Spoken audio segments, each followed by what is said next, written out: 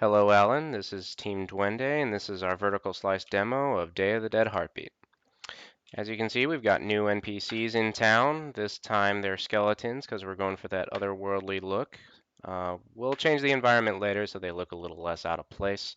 But let's get right into the mini games here. Each character presents a mini game. This one being the fruit catching game, and I'm actually going to try and beat it this time.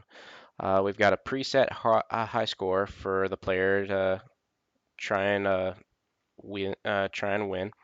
And I think right now what's working against me is the fruit. The bad fruit looks a lot like the good fruit, so we'll probably change that later.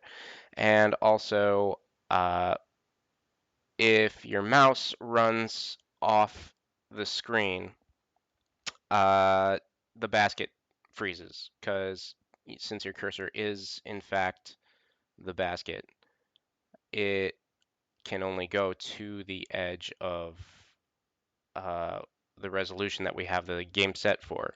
But your mouse has access to the entire screen, as you can see. Like, see, I'm playing the game right now, and here's my mouse. So if I'm running the basket across the screen, then that messes me up. So, bug report for Lucas. And this is supposed to be the shooting game, but for some odd reason, the game still resets after a mini game, and so uh, it ends up clearing the dialogue too. But they're all supposed to have something unique to say. And in this one, we're intending on putting more festive sprites. We were originally going to use the skulls, but whenever we tried to shrink the skulls down to the right size, it would distort. And uh, for that reason, we've decided to switch from pixel art uh, to vector art. So that way, when we resize an object, it doesn't distort it nearly as much. And for a game like about Day of the Dead, it really needs to have that crisp, colorful detail that pixel art just doesn't do justice for it. And of course, here's this guy.